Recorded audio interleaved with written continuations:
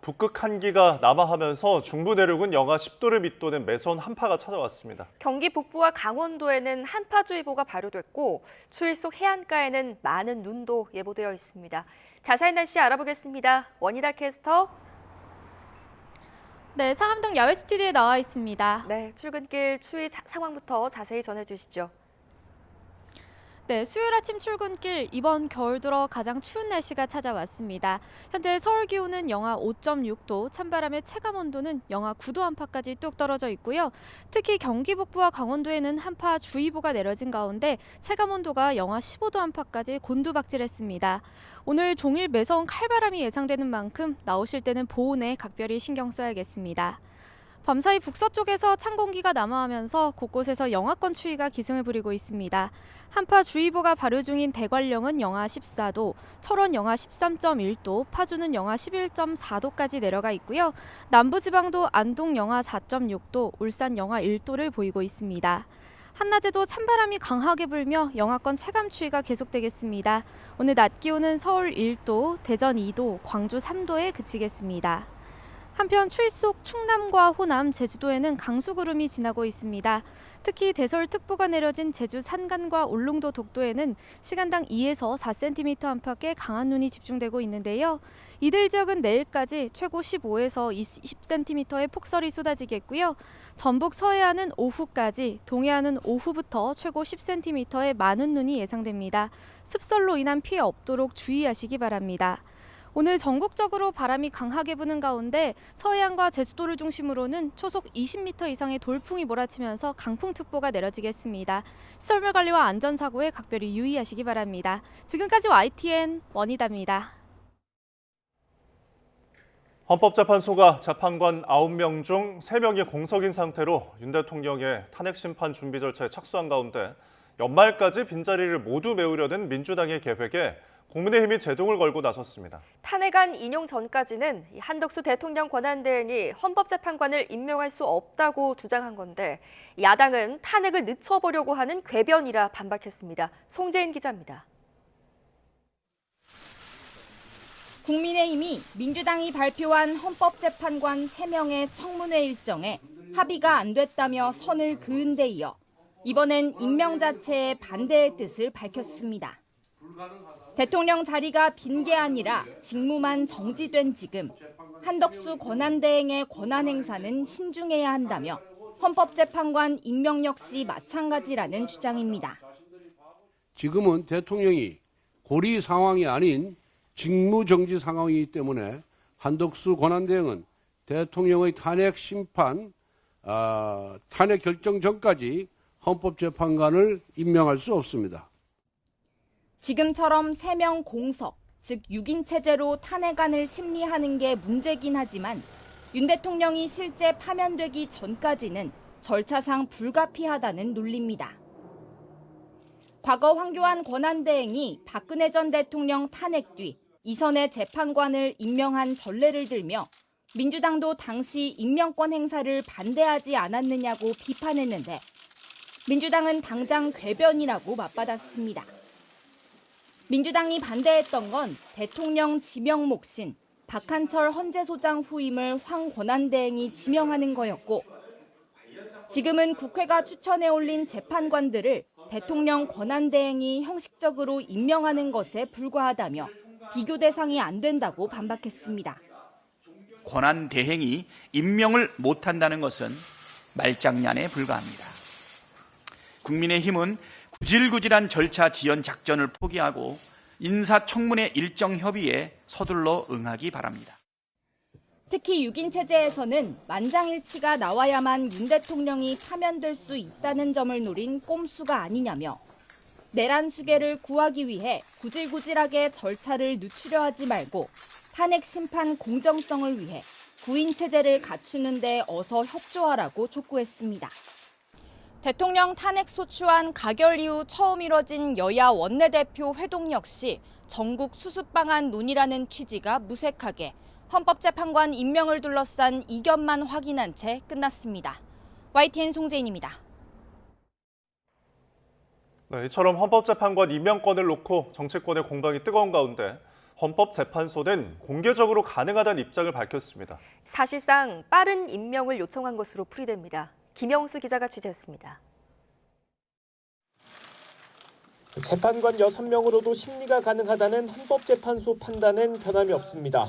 7명 이상이 사건을 심리한다는 관련법 조항의 가처분 신청이 받아들여져 효력이 정지된 게 법적 근거입니다. 6명이 심리를 시작하는 것에 대해서는 어떠한 법률적인 문제도 없다고 재판부에서는 판단하고 있습니다. 결정까지 내릴 수 있는지는 다른 문제입니다. 헌법재판소법 심판 정족수 규정에는 심리를 기준으로만 재판관 숫자를 정해놨고 결정에 대해서는 따로 명시하지 않았습니다.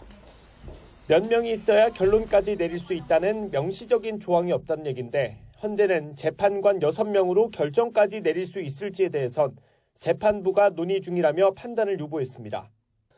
정치권의 표계산을 차치하더라도 비어있는 재판관 임명에 관심이 쏠릴 수밖에 없는 이유입니다.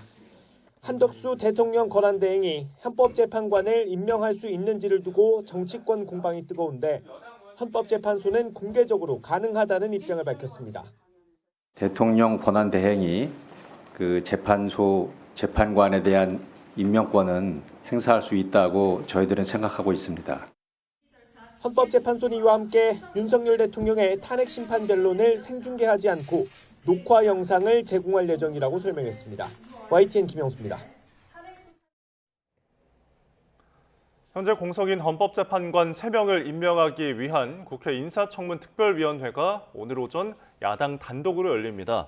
앞서 여야는 국회 추천목 헌법재판관 후보자 3명의 청문회를 위한 인사청문특위 구성을 마쳤지만 국민의힘은 대통령 권한대행의 헌법재판관 임명이 불가능하다며 불참을 결정했습니다.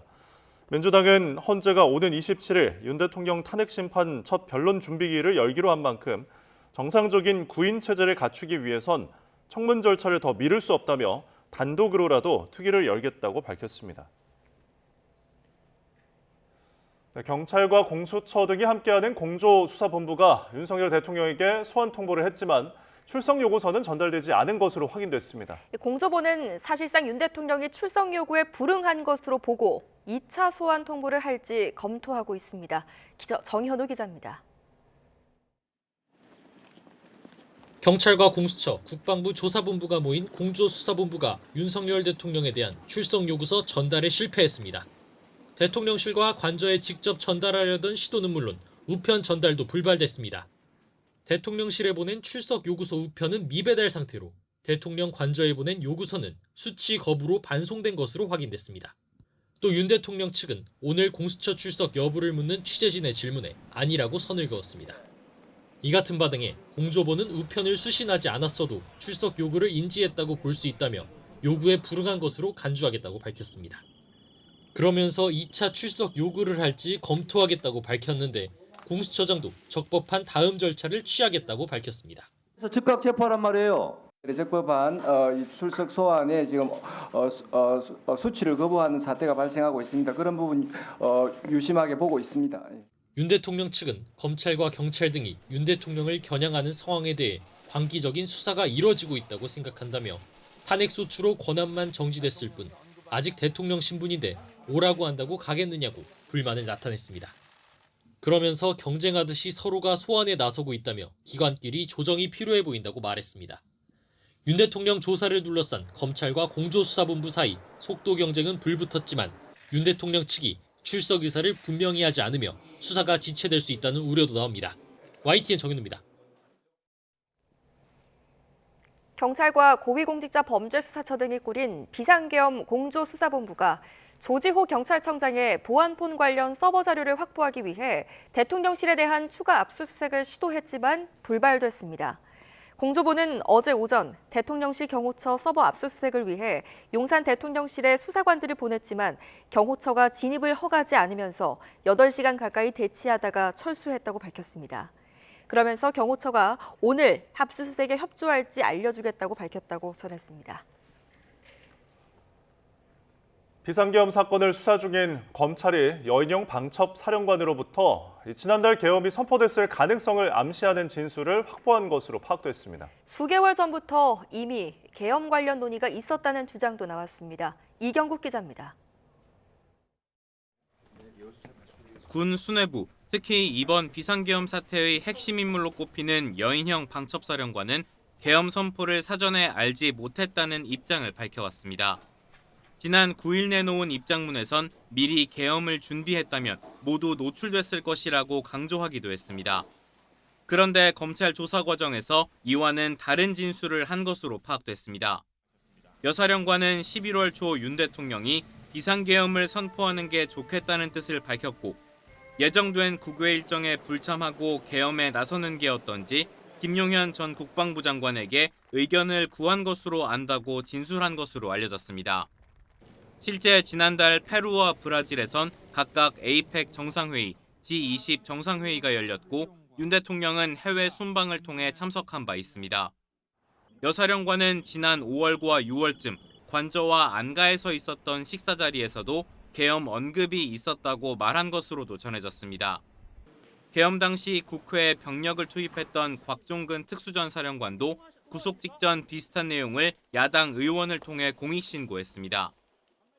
6월, 올 10월, 올 11월 윤석열 대통령, 김용현 국방부 장관, 여인영 방첩사령관, 이진우 수방사령관, 그리고 곽종근 특수전 사령관이 함께한 자리들이 3차례 있었고 모의 자리가 있었다는 말을 듣게 되었습니다. 계엄을 치밀하게 준비한 것 아니냐는 의혹이 커지는 가운데 여 사령관 측은 계엄을 강하게 만류해왔었다고 거듭 강조했습니다. YTN 이경국입니다. 미국 국방부가 윤석열 대통령 탄핵소추 사태로 인한 한미 간 안보협의 공백 우려와 관련해 한미 동맹은 굳건하다고 말했습니다. 팻 라이더 국방부 대변인은 현지 시간 17일 브리핑에서 윤 대통령과 한국의 군 리더십 공백으로 한미 동맹에 문제가 있느냐는 질문에 미국은 한반도의 평화와 안보에 여전히 헌신하고 있다며 이같이 밝혔습니다. 또 지난 15일 폴 러케머라 주한 미군 사령관이 한덕수 대통령 권한대행 국무총리와 통화 당시 한미 동맹에 대한 의지와 함께 이미 계획한 훈련 등을 그대로 추진할 것이라고 언급한 사실을 소개했습니다. 북한의 조직적이고 광범위한 인권 침해를 규탄하는 내용의 북한 인권 결의가 20년 연속 유엔 총회에서 최종 채택됐습니다. 유엔 총회는 미국 뉴욕 유엔 본부에서 본회의를 열고 북한 인권 결의안을 표결 없이 전원 동의로 채택했습니다. 이번 결의안은 북한이 더 이상 통일을 추구하지 않겠다고 발표했다고 지적하면서 이산가족 문제를 포함한 인권 상황에 미칠 수 있는 부정적인 영향을 우려한다는 내용이 포함됐습니다.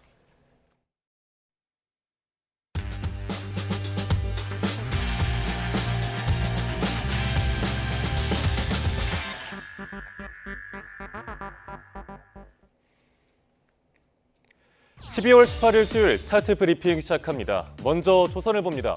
국내 외국인 취업자가 100만 명을 돌파했습니다. 88%는 월급 200만 원 이상을 받고 있다고 하는데요. 결혼 이민자와 외국인 유학생 등 전체 외국인 상주 인구도 역대 가장 많습니다. 외국인 취업자가 100만 명을 넘은 건 올해가 처음입니다. 국내 취업자 전체의 3.5%에 해당한다고 합니다. 특히 E9 비자, 그러니까 비전문 취업 비자를 발급받아 입국한 외국인 취업자가 30만 명입니다. 조선업과 제조업, 농업 등 당장 1순위 필요한 곳에서 외국인 인력을 더 많이 필요로 했다는 뜻입니다. 국적으로 보면 중국과 베트남 등 아시아 쪽이 많습니다. 그런가 하면 전문 인력 비자를 받아서 취업한 외국인도 40%나 늘었습니다. 절반 정도는 월급으로 200에서 300만 원 정도를 받고요. 35%는 300만 원 이상이라고 하네요. 국내 상주 외국인으로 범위를 넓히면 150만 명이 넘는 걸로 집계됐습니다. 재외동포와 결혼 이민자, 외국인 유학생 등을 합친 건데 각각 모두 통계 집계 이후에 역대 가장 많은 숫자입니다. 저출생 장기화 속 외국인 인력 증가는 이제 불가피한 상황이라고들 하죠. 다만 전문가들은 고령층 일자리는 보호해야 할 필요가 있다고 조언합니다. 또 외국인 취업자를 저임금, 저숙련 일자리에만 머물게 하지 말고 전문 인력으로 육성할 필요가 있다는 지적도 신문은 함께 전하고 있습니다. 다음 세계일보입니다. 어머님 이렇게 친근하게 따르면서 코인으로 부자를 만들어준다고 한 노인을 현혹시킨 일당이 있습니다. 은행 앱을 깔고 조작해서 멋대로 1억 원가량을 이체했다고 하는데요. 사기인 줄 알고 돈을 돌려달라고 했지만 실패게도 이미 늦어버린 뒤였죠. 손실이 났다며 일부만 돌려줬다고 합니다. 이 사례처럼 노인들을 대상으로 한 가상자산 불법 행위 피해가 늘어나고 있어서 주의가 필요합니다. 최근 2년간 관련 피해 규모는 1조 원이 넘습니다. 그런데 올해 코인 시장은 미국 대선 이후로 급격한 상승세에 있죠. 시장이 커지면서 수익을 노리는 투자자들이 늘자 관련 사기도 비례해서 늘어난 겁니다. 이런 상황에서 고령층의 노후 자금은 사기 먹잇감이 되기가 쉽습니다. 기본적으로 노후 준비에 대한 불안이 있는 데다 상대적으로 디지털 정보 접근성이 떨어지기 때문입니다. 노인들은 점점 더 복잡하고 다양해진 투자 사기에 노출되고 있습니다. 피해자 중에는 이런 류의 사기 범죄가 있는 줄 모르는 경우도 있다고 합니다. 노후 불안과 디지털 문맹을 파고드는 코인 투자 사기에 많은 노인들이 눈물을 흘리고 있는데요. 전문가들은 우선 낮은 형량을 강화하는 게 중요하다고 지적합니다. 갑자기 큰 돈으로 불려준다고 하는 곳들, 외형상으론 법인이지만 실상은 돈을 뜯어내기 위한 가짜 회사들이라고 하니까 주의하시길 바랍니다. 다음 기사 보겠습니다. 스마트폰으로 어떤 앱을 가장 자주 혹은 가장 오래 쓰시나요? 자주 쓰는 앱은 카카오톡, 오래 쓰는 앱은 유튜브로 나타났습니다. 그런데 인스타그램이 네이버를 제친 게 눈길을 끕니다. 작년까지만 해도 인스타그램보단 네이버를 더 자주, 오래 쓰는 사람이 많았는데요. 젊은 층의 SNS 사용이 늘면서 순위가 바뀌었습니다. 릴스를 많이 보는 걸 넘어 친구와 다이렉트 메시지를 통한 연락이 늘면서 이용이 많아지고 있다는 분석입니다. 지난해 기준 SNS 이용률은 58%, 매년 꾸준히 늘어나고 있습니다. 특히 MZ세대 이용률은 90%에 달한다고 합니다. 그중에서도 인스타그램이 60% 이상으로 압도적인 1위입니다. 한국인의 검색 엔진 초록창 네이버가 이용 시간과 횟수에서 인스타그램에 밀린 겁니다. 네이버는 MZ세대를 끌어들이고 체류 시간을 늘리기 위해서 안간힘을 쓰는 중입니다. 숏폼 서비스를 출시해서 영상 콘텐츠를 강화하고요. 크리에이터와 블로거도 집중적으로 육성할 계획이라고 합니다. 마지막 한국일보입니다. 1분에 옷 19만 벌이 만들어진다는 거 알고 계셨나요? 1년으로 치면 매년 1000억 벌의 옷이 만들어지는 겁니다. 이렇게 우리는 무한 생산 그리고 무한 소비를 부채질하는 시대에 살고 있는 건데요. 쇼핑 말고 수선이 지구를 위한 최선이라고 제안하는 기사입니다. 매년 만들어지는 옷의 10에서 40%는 팔리지 않고 그대로 폐기가 됩니다. 80억에서 600억 벌이 그냥 버려지는 건데요. 1초마다 트럭 한 대 분량이 소각장이나 매립지로 간다고 생각하면 됩니다. 스마트폰은 1시간에 거의 7만 대가 만들어지고 매일 1,300만 개가 버려집니다. 이렇게 우리는 쇼핑이 너무나도 쉬운 세상에 살고 있죠. 광고 보고 혹해서 샀다가 마음에 안 들어서 바로 방구석행된 물건 다들 있으실 겁니다. 하지만 원료 채취부터 생산, 유통과 사용, 폐기까지 전 과정에서 탄소가 배출되죠. 패션 산업만 해도 세계 탄소 배출량의 10%를 차지한다고 합니다.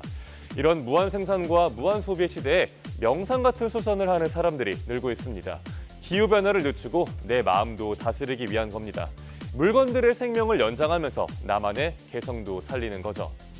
손재주가 없어서 걱정이라면 꼭 필요한 만큼만 구매해서 쓰기라는 훨씬 쉬운 방법이 있죠. 환경을 지키기 위해 할 수 있는 일상 속의 생활 방식들 지켜보시면 좋겠습니다. 12월 18일 아침 신문 살펴봤습니다. 지금까지 스타트 브리핑이었습니다.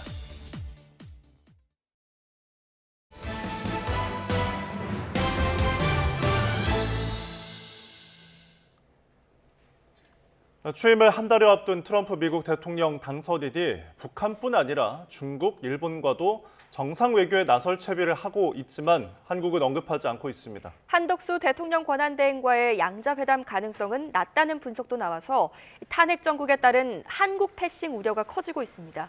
워싱턴 홍상희 특파원입니다. 70분 동안 진행된 대선 이후 첫 기자회견에서 트럼프 당선인은 세계의 모든 문제를 함께 해결하자며 시진핑 중국 국가주석을 언급했습니다. 일본 이시바 시게루 총리와는 취임 전 정상회담 가능성까지 내비쳤습니다. I'd love to see the Prime Minister, and we will do that. Happen before the inauguration day? It could, if they'd like to do that, I would do that, yeah. 우크라이나 전쟁 종식 구상과 함께 김정은 북한 국무위원장까지 언급했지만 동맹국인 한국과 관련된 말은 전혀 없었습니다. I think that was a bad thing. and that brought the Koreans in, North Korea, another man I get along with very well. I'm the only one that does. 기자회견이 끝난 뒤 트럼프 당선인은 대중강경파인 조지 글래스 전 포르투갈 대사를 일본 주재 미 대사로 지명했습니다.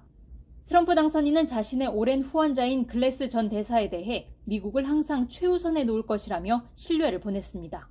앞서 지난 5일에는 데이비 퍼듀 전 연방 상원의원을 중국 주재 대사로 지명했지만 주한 미 대사는 후보조차 거론되지 않고 있습니다. 탄핵 정국에 따른 리더십 공백으로 트럼프 당선인과의 정상회견은 물론 2기 행정부 핵심 인사들과의 관계도 제대로 구축하지 못하고 있다는 분석이 나옵니다. 특히 트럼프 당선인이 김정은 국무위원장과의 친분을 잇따라 강조하고 있어 북미 정상회담 등 접촉에서 한국이 소외될 가능성도 제기됩니다. 트럼프 당선인의 취임이 한 달여 앞으로 다가온 가운데 미국의 한국 패싱 우려가 커지면서 정부는 한덕수 권한대행의 방미를 검토하고 있습니다. 하지만 한국 대통령 권한대행 체제에서 다자회의 계기가 아닐 경우 한국이나 미국에서 양자회담이 열리기는 어려울 것이라는 전망도 나오고 있습니다. 워싱턴에서 YTN 홍상입니다. 오늘의 경제 일정입니다. 최상목 경제부총리와 조태열 외교부 장관이 외신 기자들을 대상으로 공동 간담회를 엽니다. 최근 국내 정치 상황에서 비롯된 경제 외교 분야 신뢰도 하락을 서둘러 바로잡겠다는 의지로 해석됩니다. 최상목 경제부총리는 외신 기자 간담회에 앞서서 경제관계 장관회의 겸 투자 활성화 장관회의를 가집니다.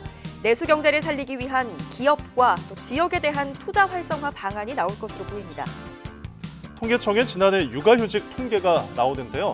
아빠들의 육아휴직이 갈수록 늘어나는 흐름이 이어졌을 것으로 보입니다. 이창용 한국은행 총재가 물가 안정 목표 운영 상황 점검 기자 간담회를 개최합니다. 고공행진 중인 원달러 환율이 수입 물가를 밀어올릴 것으로 예상되는 가운데 내년 물가 위험 요인에 대한 이 총재의 발언이 주목됩니다. 대내외적 불확실성 속에 삼성전자가 돌파구 찾기에 나섰습니다. 글로벌 전략회의 이틀째 일정을 이어가는데요. 오늘은 영상 디스플레이와 생활가전 사업부가 내년 사업 전략을 논의하고 내일은 반도체 사업을 담당하는 디바이스 솔루션 부문이 회의를 진행합니다.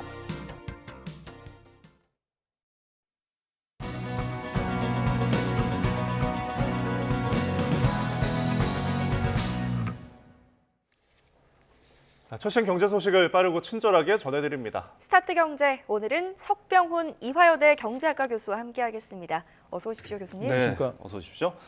자, 오늘은 이제 나라의 곡간 예산 이야기부터 좀 해보겠습니다. 국회에서 어제 기획재정위원회 긴급 현안 질의가 있었는데 이 자리에서 좀 야당의 어떤 추경 요구가 나왔고 지금 내년도 예산안이 통과된 지 일주일이 지났는데 얼마 안 됐거든요. 근데 벌써 추경 이야기가 나와요.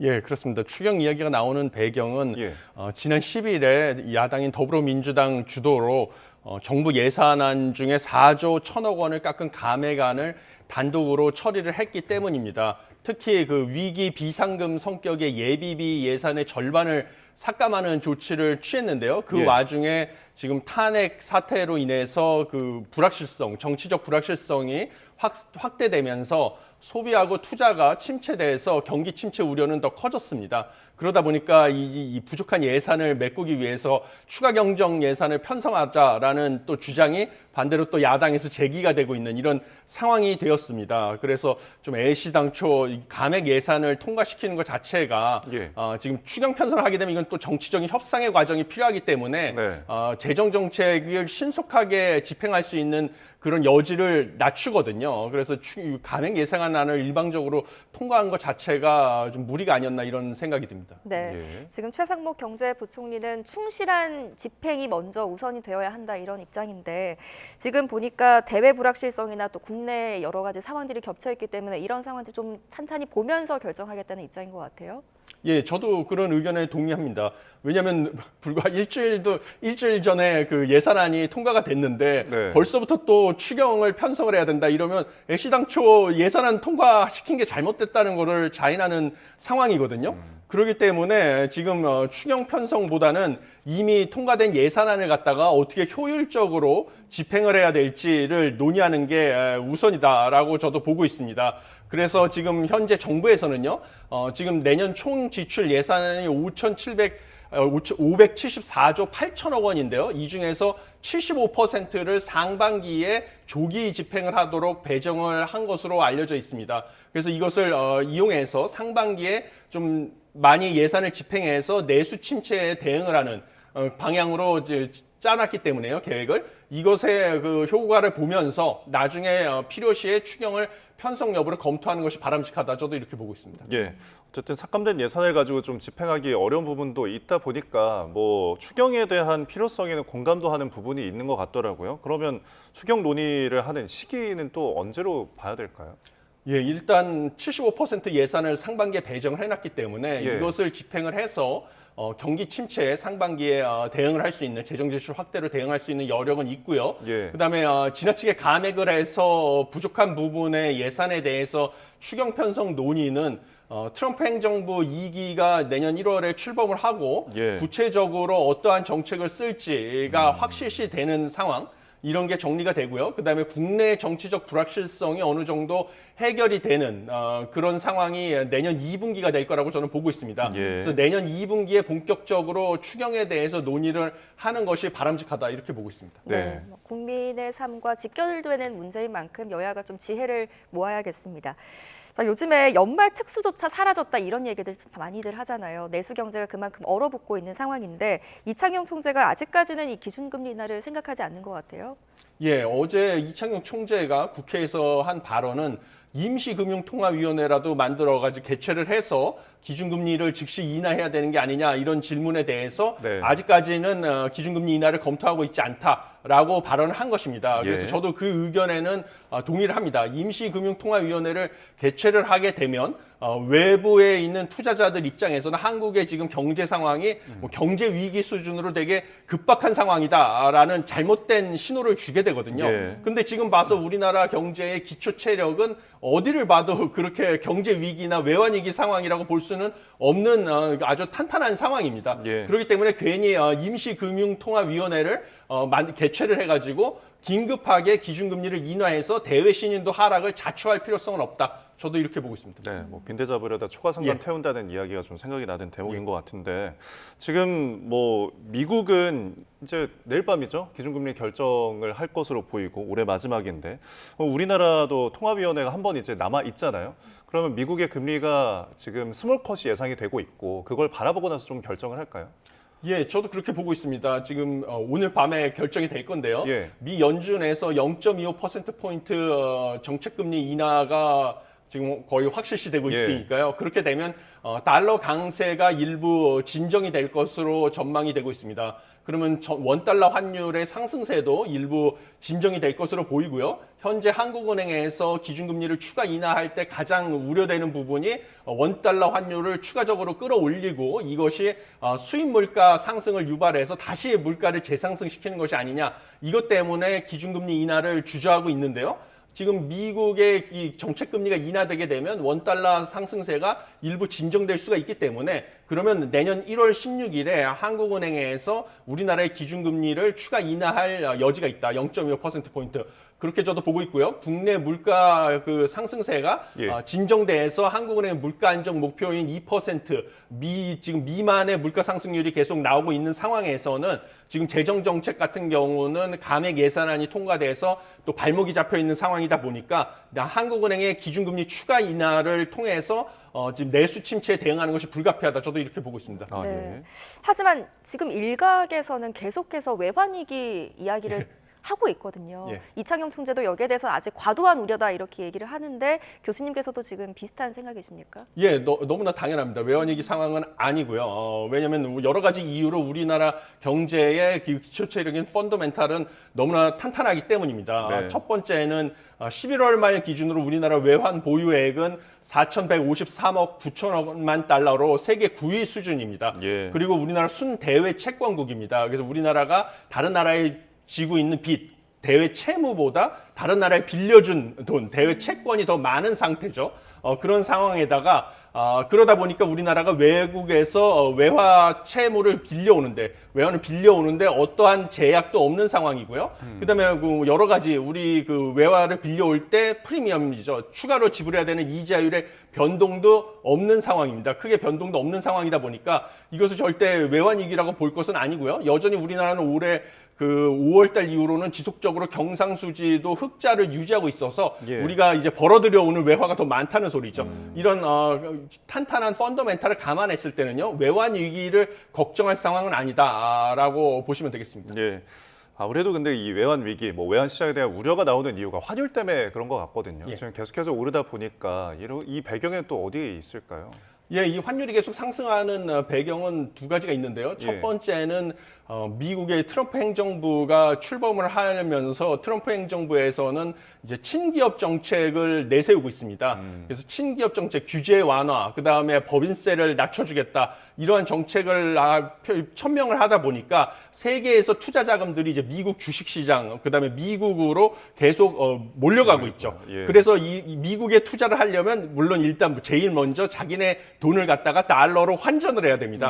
그래서 달러화의 가치가 지속적으로 상승하는 게 첫 번째 이유고요.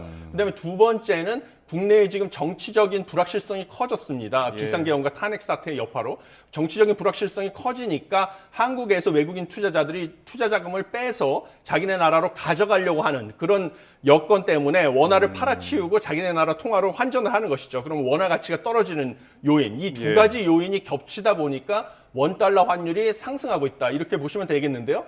그렇다고 해서 이게 원달러 환율 상승을 우리나라가 외환 보유고를 이용해서 막아야 된다. 이렇게 보시면 그것은 곤란합니다. 왜냐하면 이 변동 환율제를 우리나라는 채택하고 있기 때문에 원달러 환율은 외환 시장에서 수요와 공급에 의해서 결정이 되는 것이고요. 우리가 이 정부에서 개입을 해가지고 이것을 막을 수도 없는 일입니다. 그래서 우리 외환 정책의 목표는 원달러 환율이 상승하는 거를 1,450원이다 달러당 이런 데서 막는 것은 불가능하고요. 그 일변동폭, 하루에 환율이 급등하거나 급락을 하게 되면 여러 파생금융 상품 계약이 몰려있기 때문에 그게 이제 강제 청산을 할 수가 있습니다. 마진콜이라고 하는데 그러면 이제 쏠림 현상이 생기면서 더 원달러 환율이 큰 폭으로 요동칠 수가 있거든요.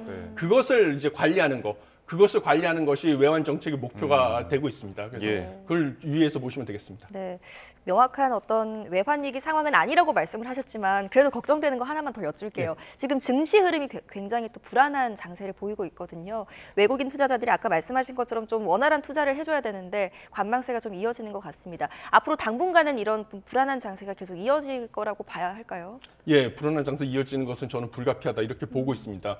왜냐하면 우리나라 경제는 수출 의존도가 큰데요.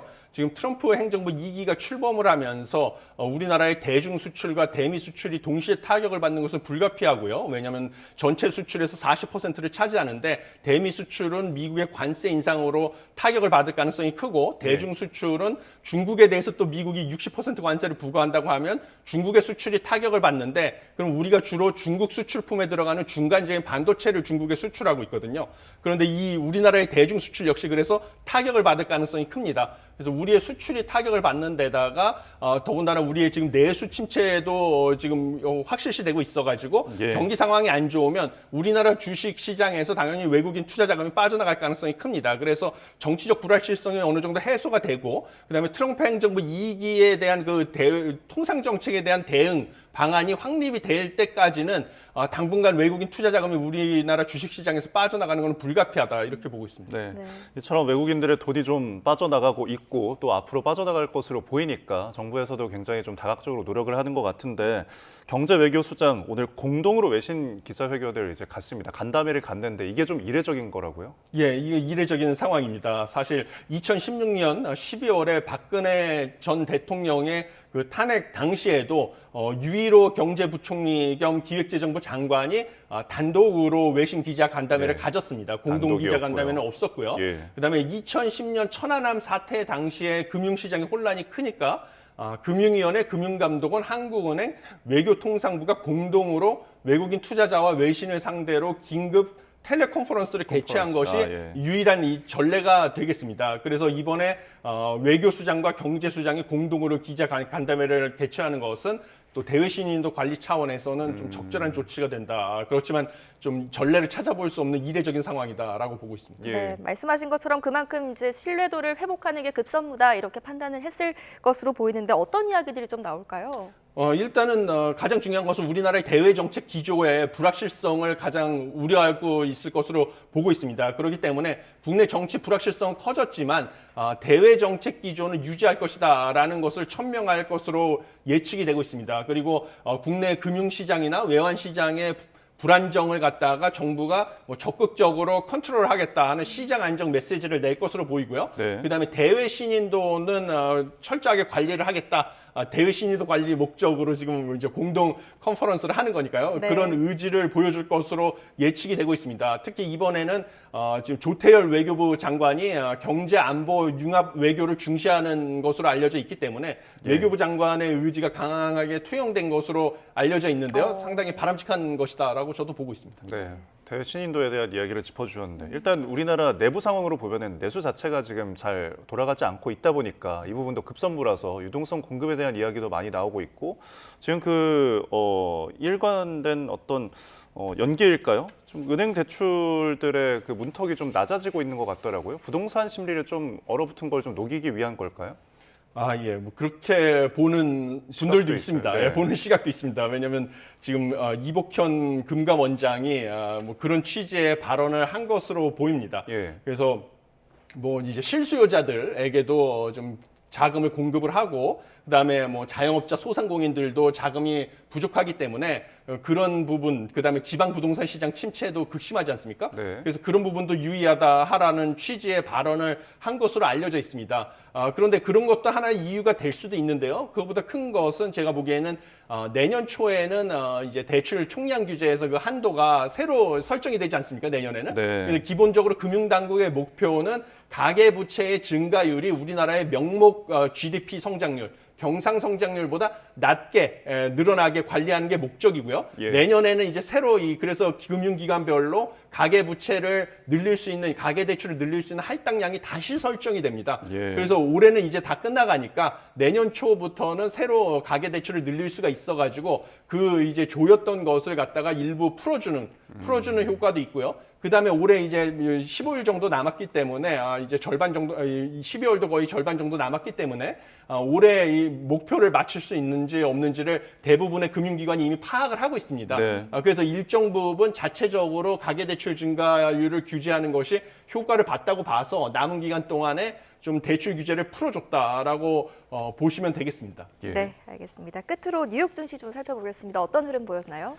예, 뉴욕 증시는 지금 다우존스 지수, 나스닥 지수, 그다음에 S&P 500 지수가 모두 하락을 했습니다. 네. 가장 큰 이유는 미국의 그 소매 판매의 전월 대비 증가율이 지금 시장 전망치보다도 높았고요. 그다음에 지난달보다도 높았기 때문입니다. 네. 근데 이게 왜 중요하냐면요. 소매 판매라는 것은 소비의 속보치입니다. 그래서 네. 소비가 얼마나 늘어날지를 알 수가 있는데 미국 같은 경우는 내수 시장 규모가 크기 때문에 소비가 전체 GDP의 3분의 2나 차지합니다. 네. 근데 이렇게 소매 판매가 좋다는 것은 결국은 미국의 GDP가 크게 늘어날 것이다라는 것을 시사하는 거거든요. 예. 그래서 미국의 경제의 성장세가 견조할 것이고 그러면 미 연준이 이번에는 0.25%포인트 정책금리 인하하지만 내년에 정책금리 인하하는 속도는 상당히 늦어질 것이다라는 네. 것을 시사합니다. 그래서 원래는 지금 점도표도 공개될 예정인데요. 네.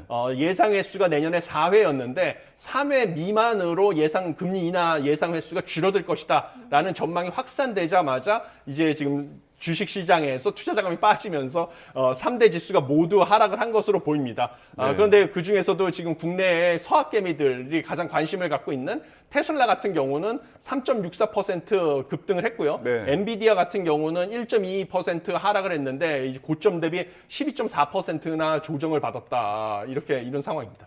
예, 알겠습니다. 뉴욕 증시까지 짚어봤습니다. 지금까지 석병은 이화여대 경제학과 교수와 함께했습니다. 오늘 말씀 고맙습니다. 잘 들었습니다.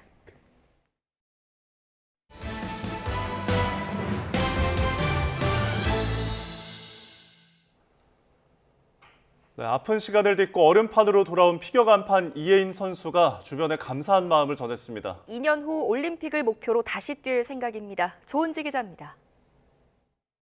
근데 이제 사실 놀란 부분이 3년이라고 성추행 누명과 자격정지 3년의 중징계, 피말리는 법정 공방 끝에 혐의를 벗기까지 피겨 선수 이혜인의 지난 반년은 눈물의 세월이었습니다. 영영 떠날 뻔했던 얼음을 다시 밟는 요즘, 이혜인은 매일 감사와 행복을 읊조립니다. 질 높은 교과서 점프도 화려한 스텝과 스핀도 돋보이지만 내내 밝은 표정이 눈길을 사로잡습니다. 이혜인은 같은 링크를 쓰는 유망주에게 힘을 주는 특별한 시간을 마련했는데 후배들에게도 즐기자, 감사하자고 거듭 강조했습니다. 빨리 들어와서 대회 하고 싶다. 많은 분들이 와주셨으니까 너무 행복하다 이렇게 마음 같이 생각하면서 그동안 짓눌렀던 스트레스와 부담은 버리고 스케이트를 처음 신었던 마음으로 돌아가 팬과 가족을 위해 최선을 다할 생각입니다. 다시 피겨스케이팅 선수를 볼 수 있어서 너무 기쁘다.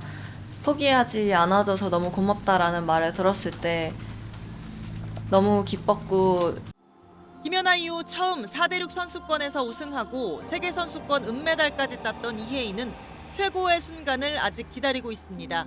다음 달 종합선수권에서 태극마크를 다시 노리고 내년 2월 서울에서 열리는 4대6 선수권 입상, 멀리는 2년 뒤 밀라노 올림픽 출전이 목표입니다. 다시 그렇게 좋은 점수 그때처럼 높은 점수를 받을 수 있는 날이 올 수 있지 않을까. 올림픽 너무 출전하고 싶죠. 코치가 꼽은 이혜인의 장점은 씩씩함. 아픈 만큼 성숙해진 피겨 간판은 자신에게 하고 싶은 말을 묻자 파이팅하자, 더 나아지자고 대답했습니다. YTN 조은지입니다.